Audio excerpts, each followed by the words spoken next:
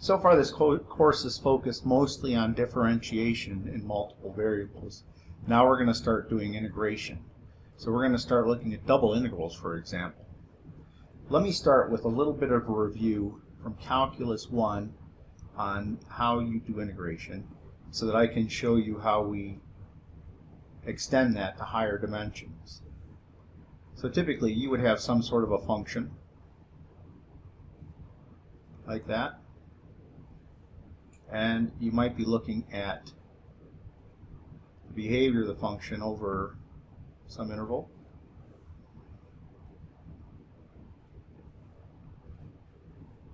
And this area in here we know to be the integral from a to b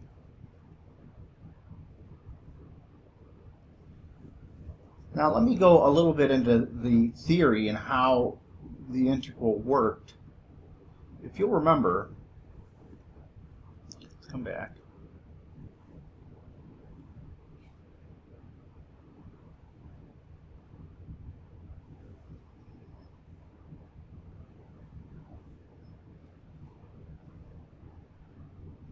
You would partition up this thing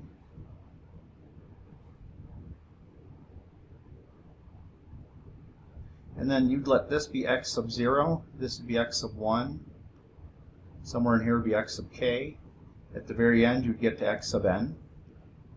And what we'd do is in each of these little intervals we'd pick a point. Let's see if I can make this rectangle work.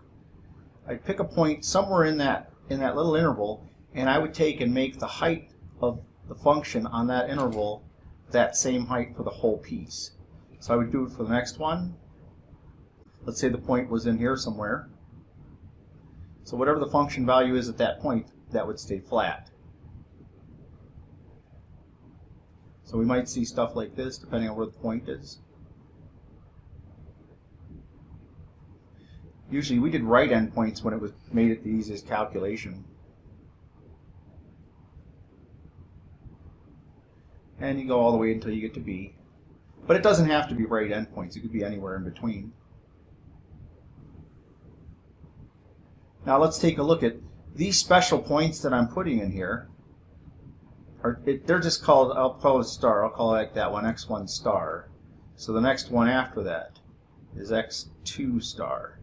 Notice that x1 star agrees with the number at the right of it. So in here, like right here, let's call that x sub k star. And let's examine that rectangle.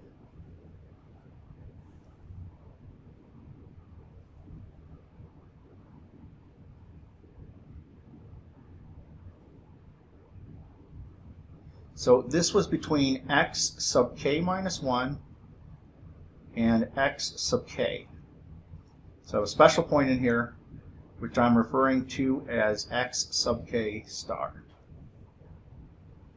And the height of this rectangle is the function value.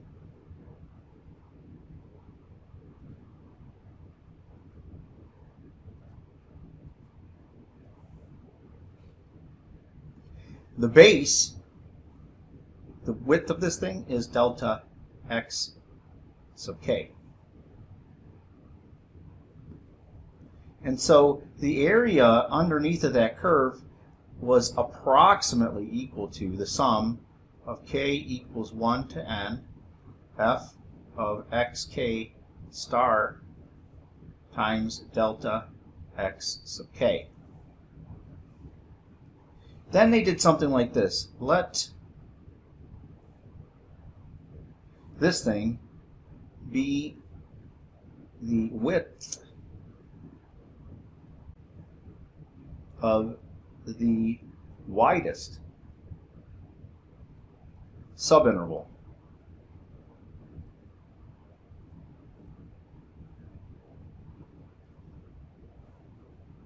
Then, as that thing goes to 0, it was called the norm. As that goes to 0, all the subintervals go to 0.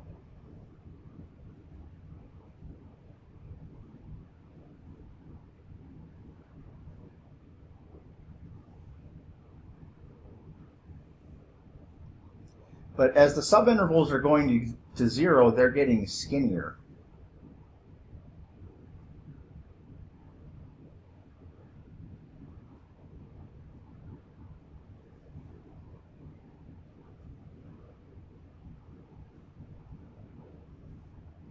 So they're getting thinner and thinner.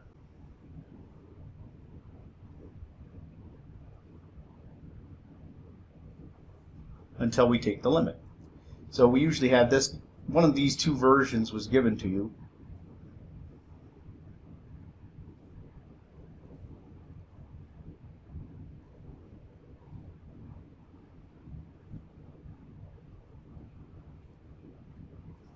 That's K. K is the counting variable.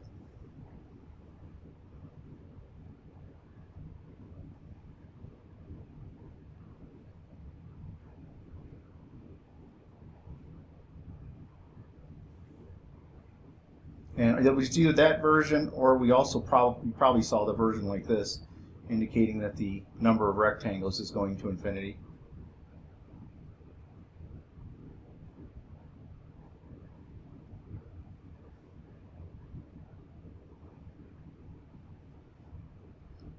The summation itself was called a Riemann sum. That delta looks absolutely horrible. Let me fix it.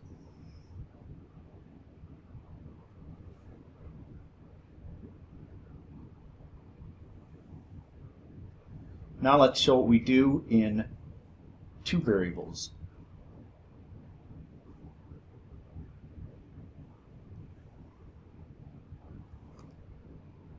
As we develop multiple integration, we're going to do it in such a way that in stages. We're not going to jump and try to do too much at one time.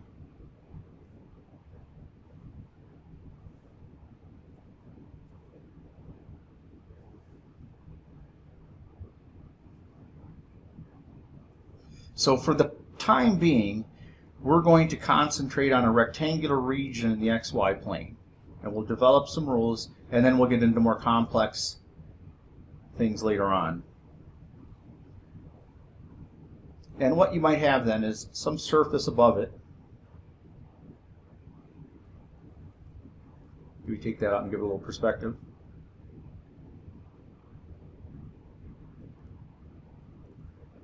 And let me see if I can get this up on the surface.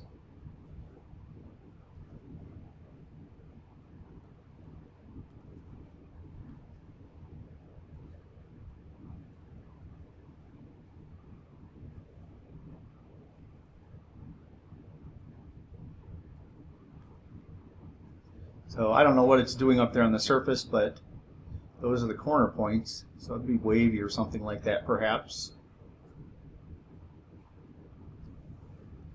All right, so our integral that we want to develop here, I want to find the volume of this.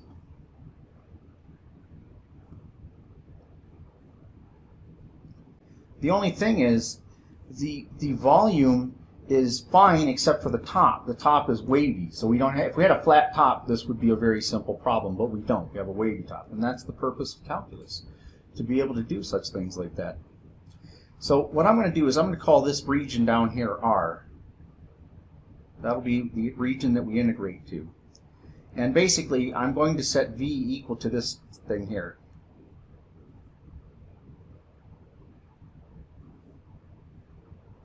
This symbol, if the surface is above the xy plane, this will serve as to find the volume.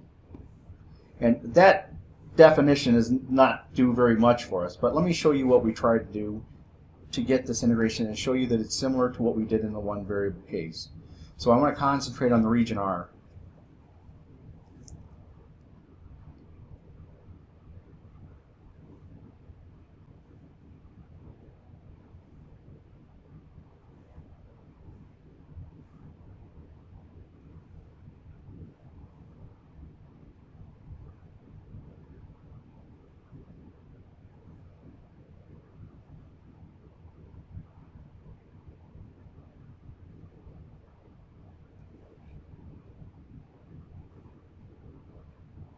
And just like in the one variable case, we're going to cut up the x-axis, and we're also going to cut up the y-axis.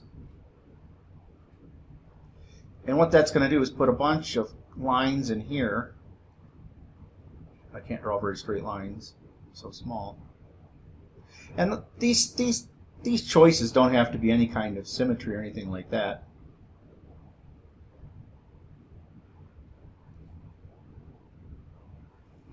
Right? And then on the surface up here, you'll see some sort of a shadow of that thing.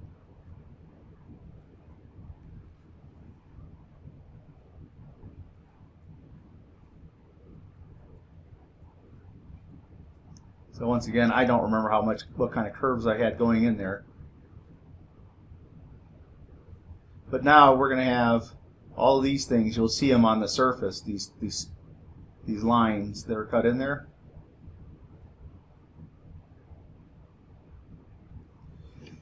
Now, what we're going to do, instead of, we don't have anything to work with yet.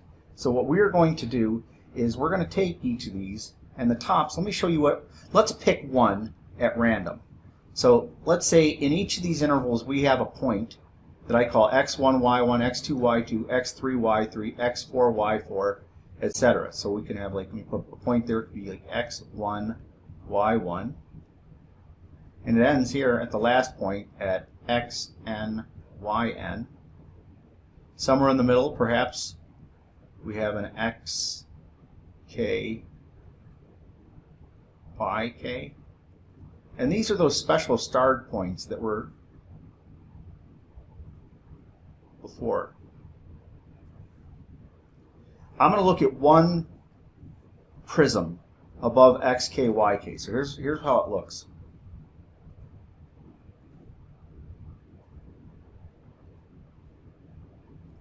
All right, the x value will start at xk minus 1 and go to x sub k. Over here, we'll have y sub k minus 1, and at the end we'll have y sub k. And the point is somewhere in here, x sub k star, y sub k star. Now above that, I'll stop it short because of the other picture I'm making it in the way. It'll have some, over this little patch, it'll have some sort of a top on it.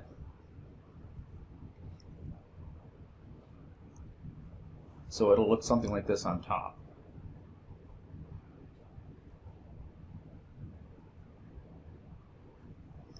Come down like this.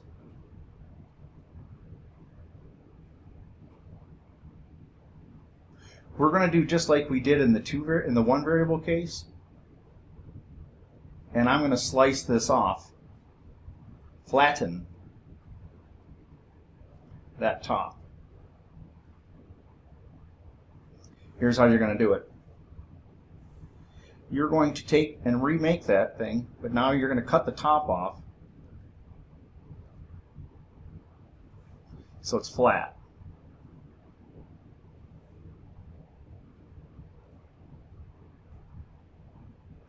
The uniform flatness is going to be the point xk star, yk star, and then f of xk star, yk star. So the height of that thing is that last entry. What is the volume that we have here? Well, here along this side we have delta x sub k, and over here we have delta y sub k. So the volume, let's call it V sub k, the volume of K prism, is going to be F of xk star, yk star, delta x sub k, delta y sub k. Now we had a total of n of these prisms that I just flattened the top of them. So what happens then is the volume of that thing that we looked at the beginning is approximately the sum k equals 1 to n f of xk star, y sub k star, delta x sub k, delta y sub k. Now, similar to what we did before, let delta be the longest diagonal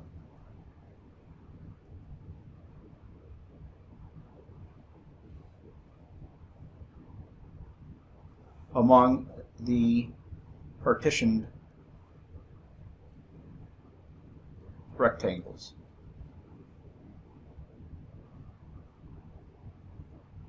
Well, in the rectangles on the base, if the largest diameter is going to 0, then all diameters are going to 0.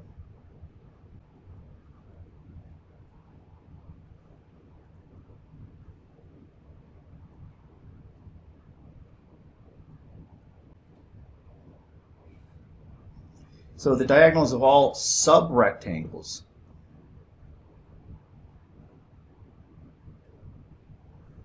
goes to 0 as well. And so we write something like this.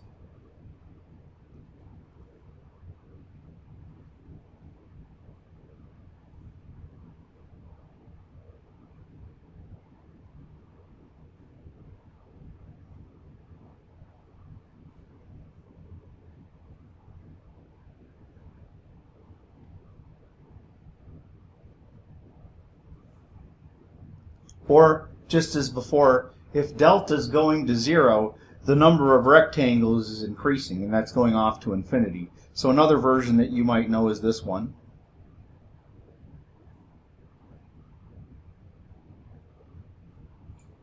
I suddenly realized this mistake.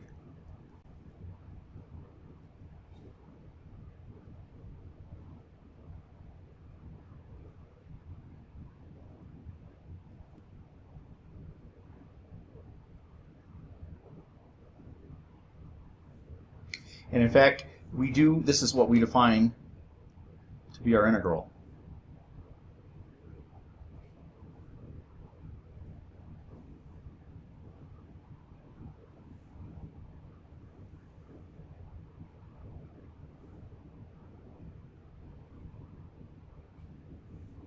Now, how do we actually do these problems? How do we actually compute them? Well, let me sort of give you an idea with a picture.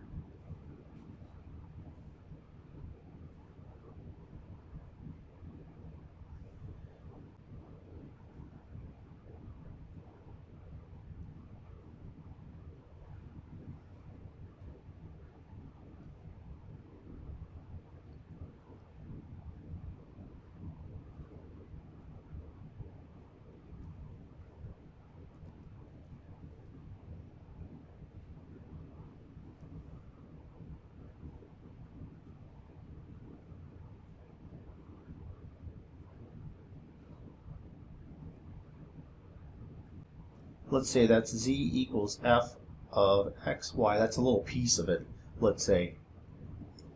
We're going to take a look at how to actually find the volume of that.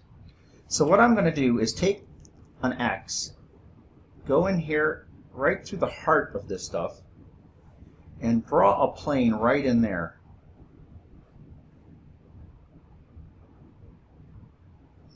So it'll have a curved top, like so. But what do we have? Let's take that piece out. Here's what it's going to look like from the side view.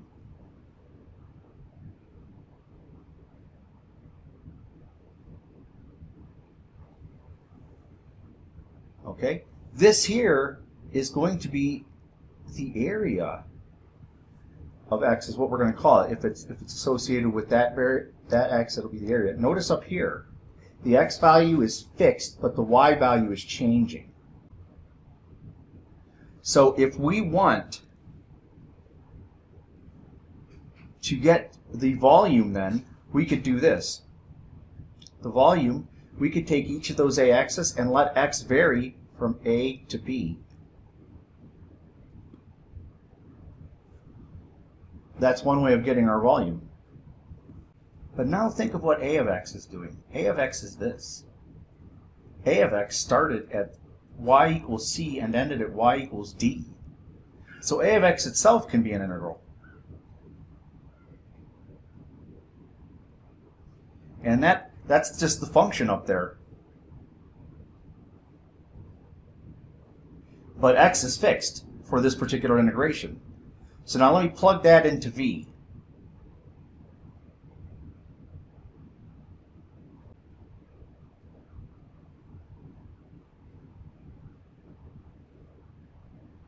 So there, I've replaced a of x.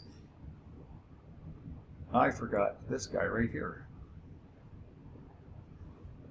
Now, for shorthand notation, they simply just write it like this.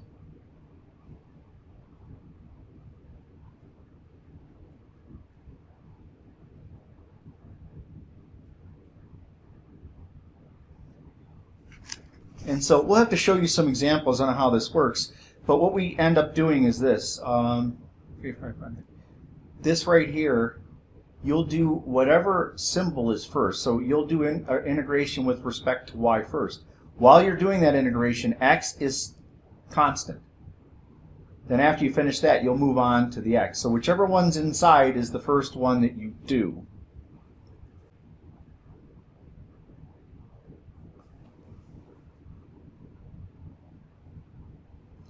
In order to help us out, we have something called Fubini's theorem.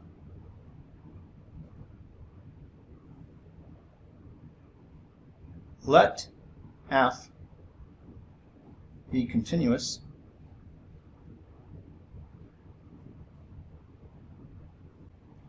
on the rectangular region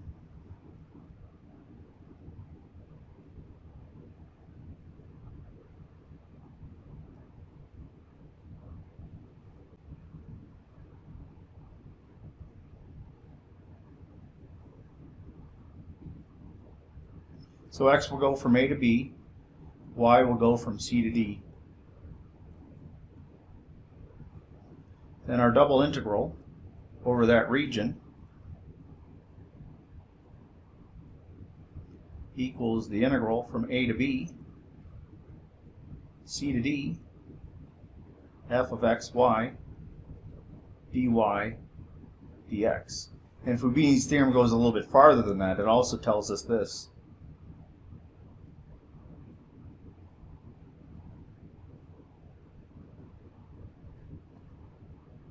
You can switch the order of integration and get the same answer.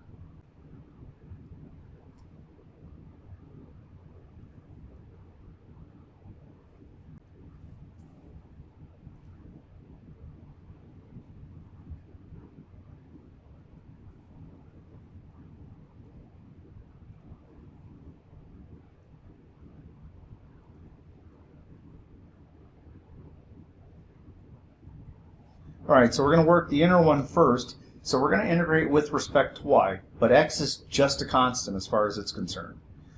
So I'll go ahead and perform the integration. The 3x squared will become 3x squared y, and the other part will become y to the fourth. And that went from 0 to 1, and after that we'll perform the dx. So now work it like you would a regular integral. Plug in y equals 1 and then subtract the expression you get at y equals 0. So this is the integral from 0 to 2. I'm going to get 3x squared times 1 plus 1 to the fourth minus 3x squared times 0 plus 0.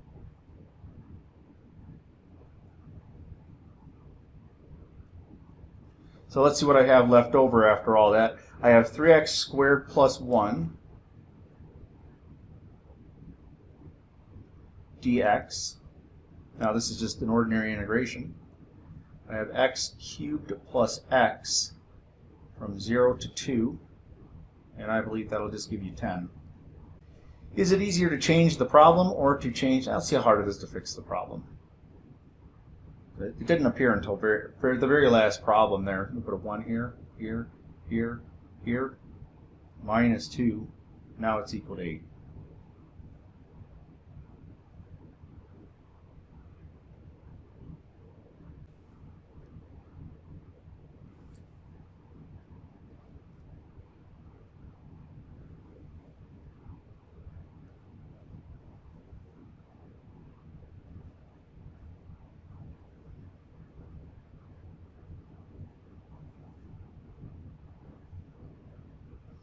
All right, here we have, I'll try to do a variety of these things to give you a good feel for them.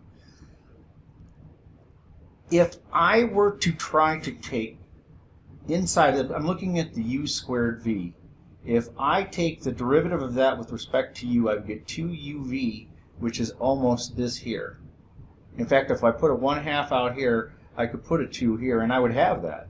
So let's do that. Let's w equals u squared v. Now I'm going to take the derivative of w with respect to u. I don't know if you want to make a notation of that or not, but you get 2uv du.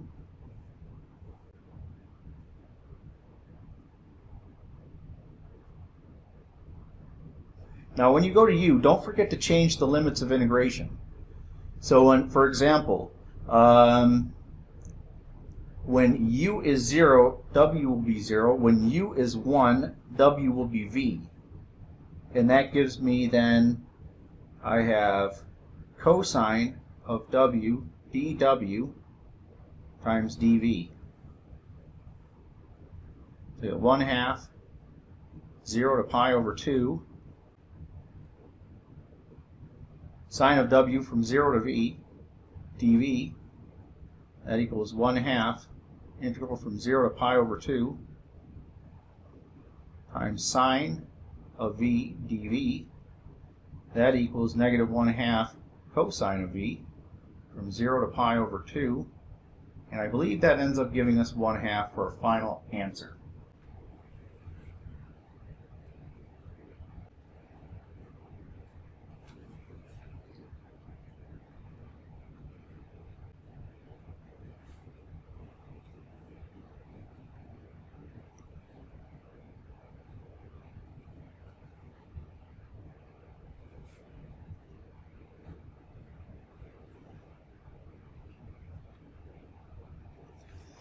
Let's let u equal x cubed y cubed. Then I'm going to take the derivative of u, so I'm going to put little u sub y, du, and that will equal 3x cubed y squared dy, since I differentiated with respect to y. So let me rewrite the integral. Now, this u, we're working with y here, so y is going from 0 to 1. When y equals 0, u equals 0. When y equals 1, u equals x to the third power. And so let me see what I had there. This stuff here, the y squared x cubed, is part of the du stuff. So we're going to have e to the u du. The only thing I'm missing, I think, is the x squared is over here.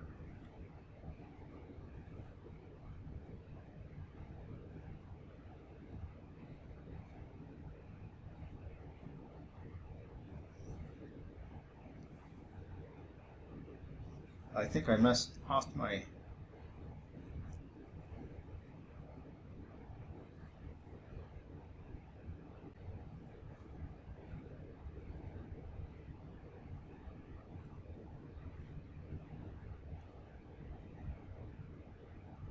So I'm going to get e to the x cubed minus e to the 0 dx.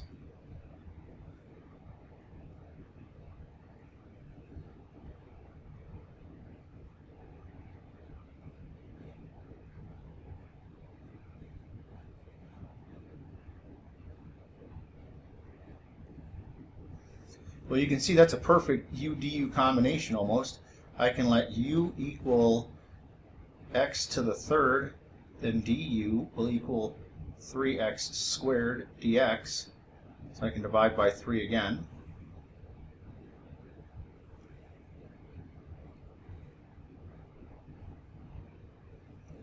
Now, x went from 0 to 2, so u is going to go from 0 to 8.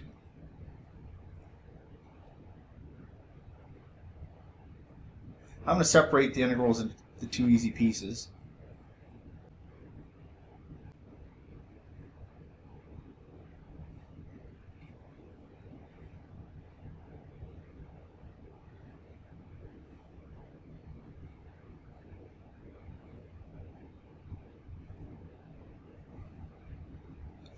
And now I'm ready to finish off here. I have 1/3 e to the 8th minus 1/3 e to the 0 minus 8/3 plus 0 cubed over 3. Let's see what this all adds up to be.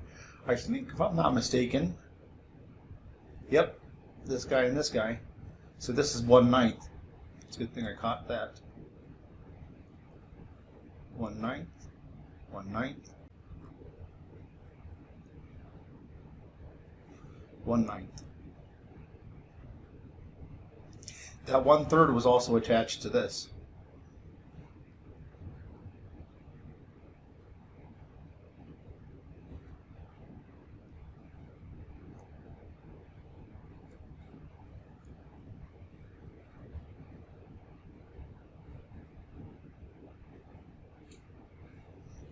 So what do we have in the end? I have 1/9 e to the 8th minus 1 minus 8. Okay, 1/9 e to the 8th minus 1.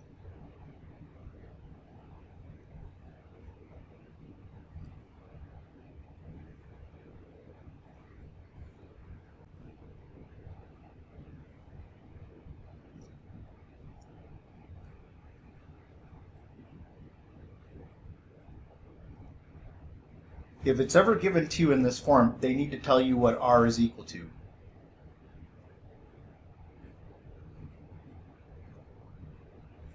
In this case, we have x is bounded between 0 and 1,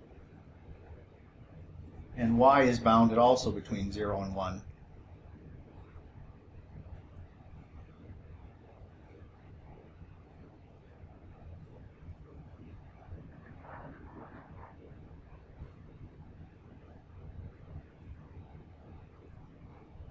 Many times one way is easier than the other. Even though you get the same answer, sometimes one way is easier. So let's examine if one way or the other way is a better thing to use. You know, do the x first or the y first.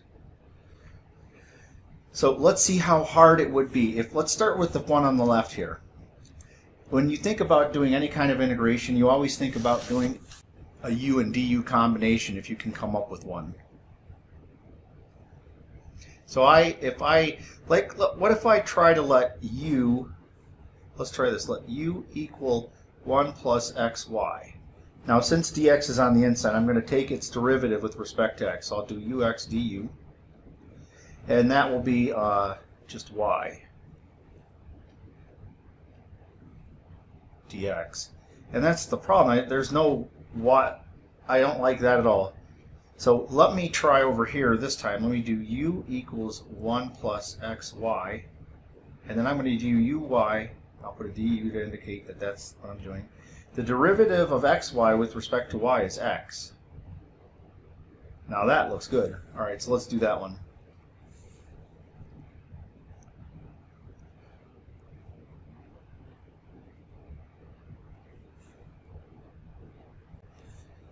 All right, so I'll rewrite it again.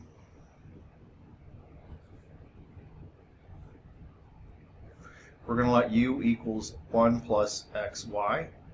Then u sub y du is going to equal x dy.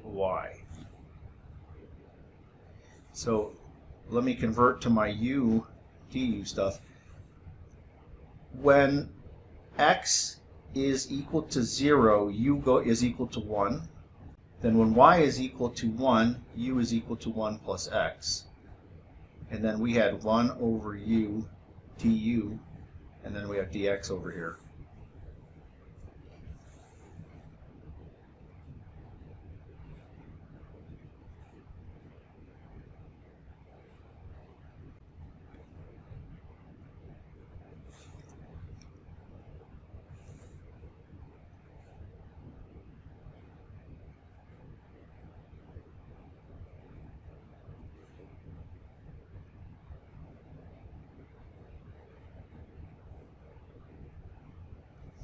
Of course, ln of 1 is equal to 0.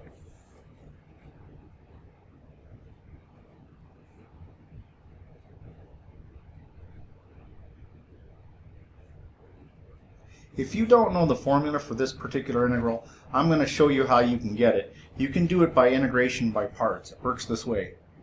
U equals ln, the absolute value of 1 plus x, and then du will equal 1 over 1 plus x dx. dv I will choose as just dx, and then v equals x. So my integral, I'll start with uv, so I'll get x ln 1 plus x minus v du.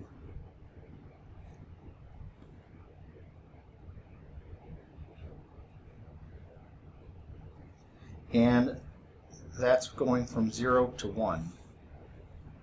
So it looks like we're good. From this part here, we're going to get 1 times ln of 2 minus 0 times ln of 1. So that part's going to zero out.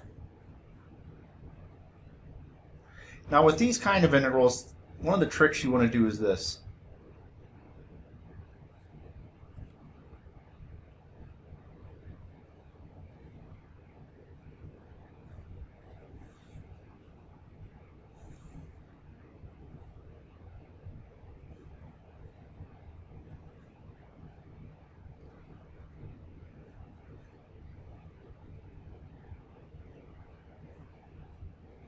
Both of these things are easy to integrate.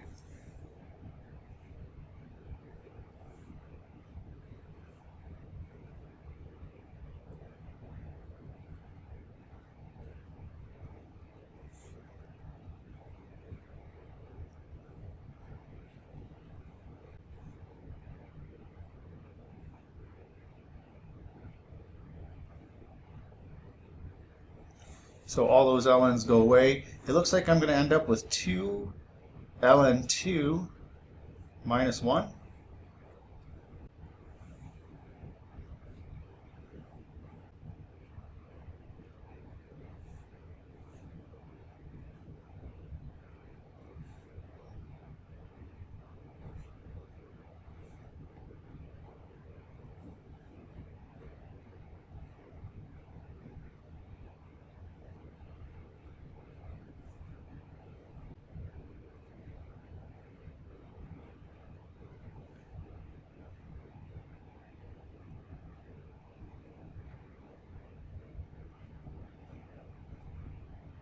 Alright, so there's my region. So we got to do this integral from 0 to 1 for the x's, 0 to pi squared over 4 for the y's. We have cosine x radical y dy dx. I don't think this is going to be pretty easy to do, because as far as y is concerned, this is no different. Well, I don't know. Doing the cosine of a square root is hard to do, I think. I'm going to switch the order of integration, because I'm not exactly sure what to do here, because if I let u equal that thing, and then I do a y version of du, we're going to get x over 2 radical y times then dy. And I don't see that anywhere in the integral. So I'm not doing this way. I don't think I want to do it. So let's go the other way and see if there's a chance in that way.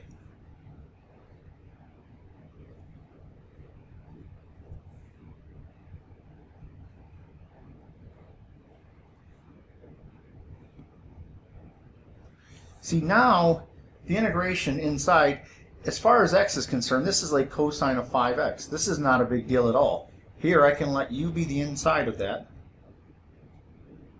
and then take it with respect to x.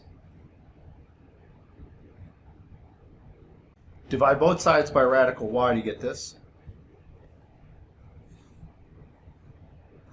And now let's see what I have. Now I'm going to convert to u.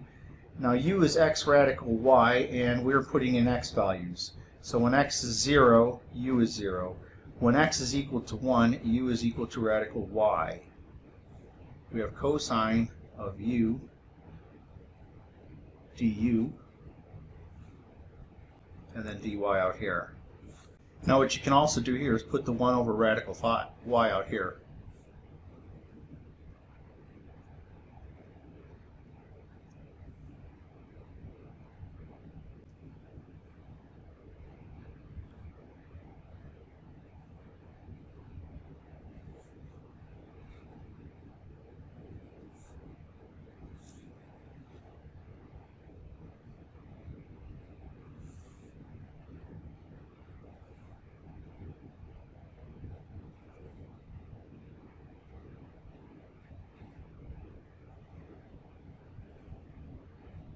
Sine of 0 is 0, so I'm not going to bother with that. But you see, the integration is going to work out just practically exactly how we want it to. U equals radical y, and then du can equal 1 over 2 radical y dy. And then I could multiply by 2. So when I convert to u, I'm going to go from 0 to pi over 2. And then I got sine of u du.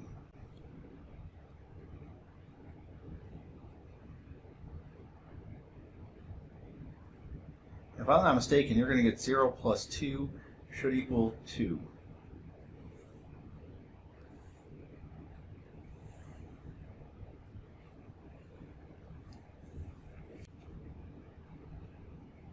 Compute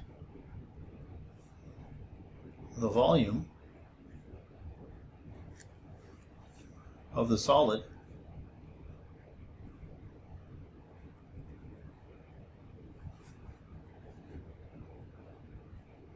in the first octant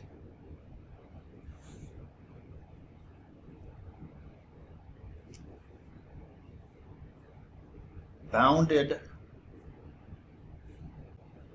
above by the surface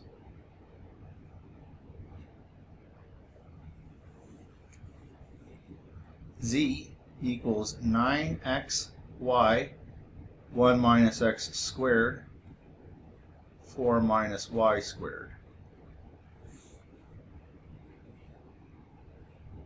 And below by the xy plane.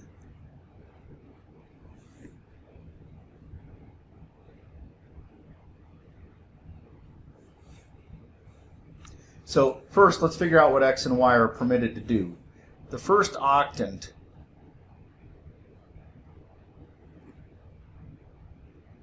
means x and y are both non-negative. Now, since we have 1 minus x squared inside of a square root, we're going to have x is going to be between 0 and 1. Now, y can go between 0 and 2. So let's go ahead and throw it in. I'll do x there. I may switch it depending on which one's easier. Well, actually, they both x and y look symmetric in there, so it's probably not going to be any easier or harder to do any one first or second. So any order you want to take in it, I guess. So let's put, did I do y? Is that what I was doing? Yeah. So I have dy dx. Now I'm going to factor the x stuff out since I'll deal with that later on. So I'll put the 9 out here, in fact.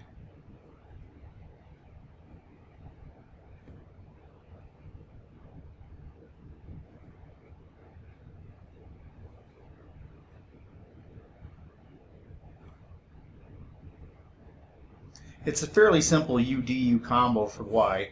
We can let u equal 4 minus y squared. So du equals negative 2y dy. I'll divide out by the negative 1/2. And I'll start collecting numbers out front. So I'll have negative 9/2 there.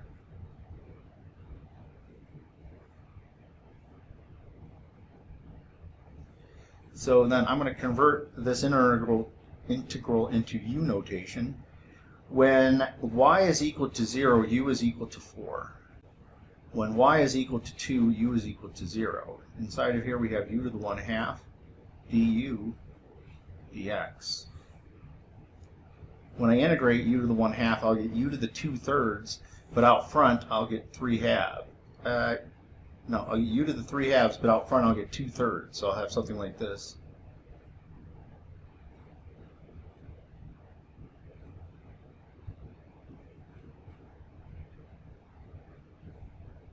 Yeah, let me go ahead and do the integration.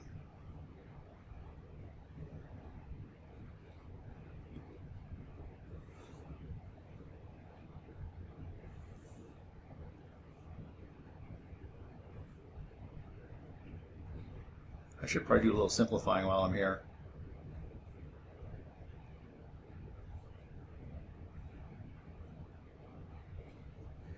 All right, when 0 to the 3 halves is 0.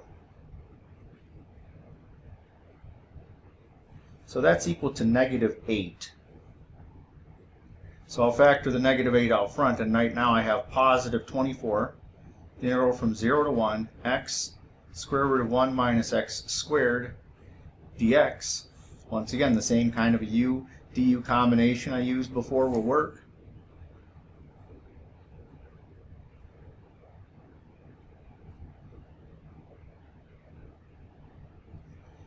Drop that -2 out of there. So I'll have a -12 out front now. All right, when x is 0, u is 1. When x is 1, u is 0. We have u to the 1/2 du. Same game as before. I'll get a 2/3 times -12.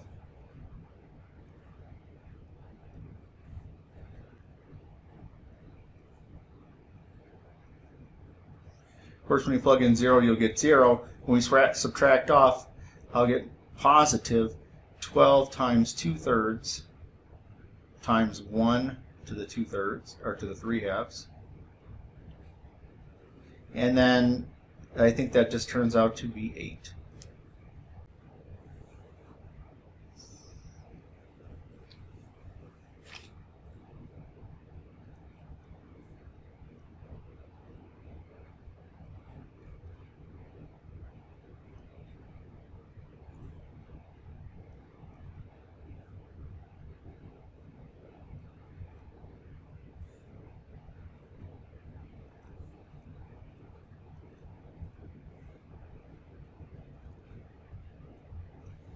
And I may turn this around if I have to. Right now, if I'm going to do x first, then dx, so let u equal xy squared. If u equals xy squared, and I'm working with x, then du would be y squared. And I can get y squared if I want. I can do something like this. Let's see how bad this turns out to be. 0 to the square root of pi over 2. I'm going to factor out just one y and put it in the first integral.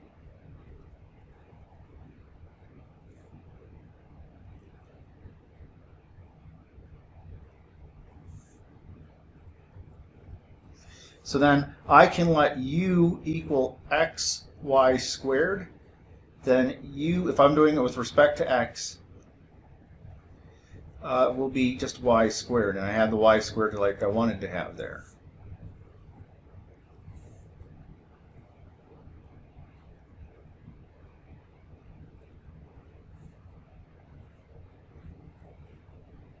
Now, 0 to 2 is what x was going from.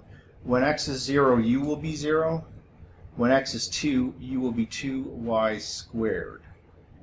And then I'll have sine of u du dy.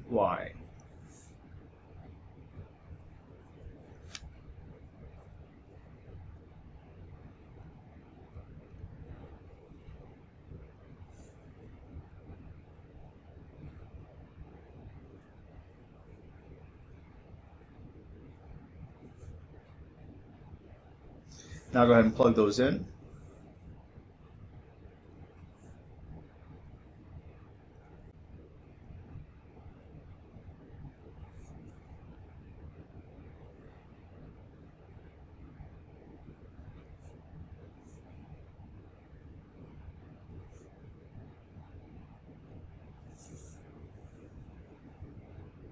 And I have this y out here.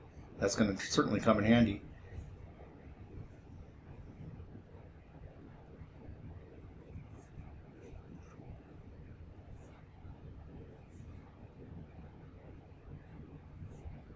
What I am going to do is break this integral up into two pieces. So then I'll have a plus. The second piece was just equal to y. That one will be really simple to do. Now I do have a nice u du combination, so I can let u equal 2y squared. Du can equal 4y dy divided by the 4. So I'm going to have -1/4 Now, when y equals 0, u is equal to 0. When y equals radical pi over 2, u is going to equal pi. And then we had cosine of u du. The second integral over here is y squared over 2 from 0 to radical pi over 2. The integral of cosine, of course, is sine.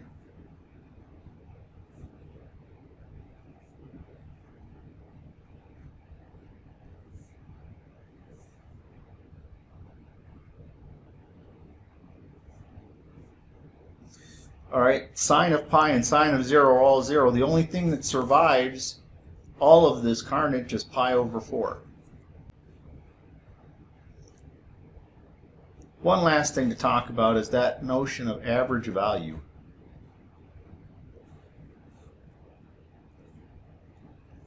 In one variable calculus, this is what it looked like. They put a bar over it to mean, like it's like the mean of f, you know? You put 1 over b minus a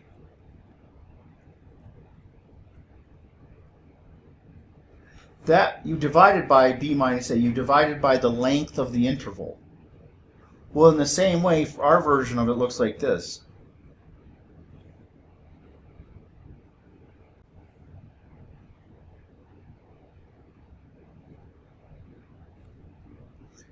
We'll take the area of the region.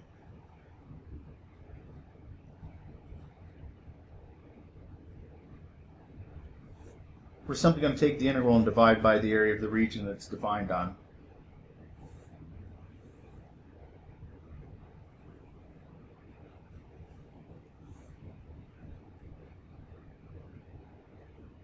Find the average value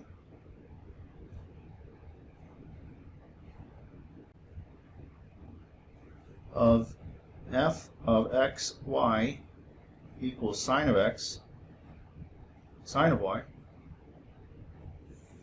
on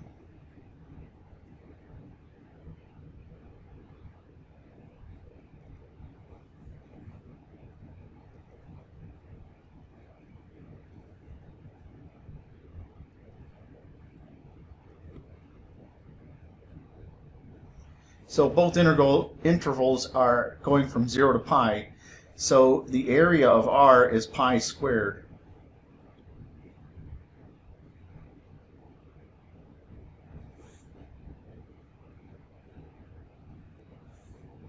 So they use f with a bar over it.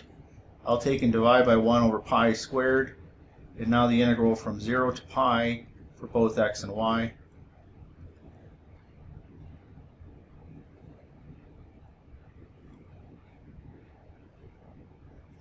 It's just whatever one you intend. Just prefer to integrate first, go ahead. So I'm going to integrate the sine of y first, so that would be negative cosine of y. Sine of x will survive this.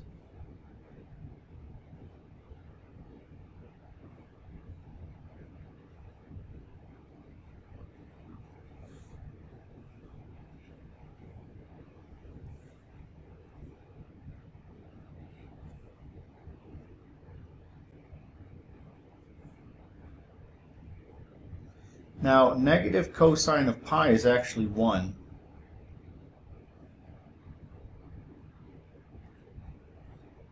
That's going to be 2, so I'll put it out front.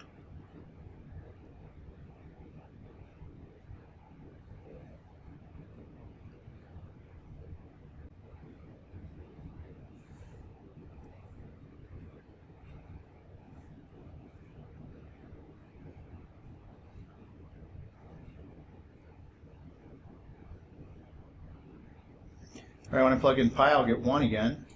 It'll work out like this again. So my average value is 4 over pi squared.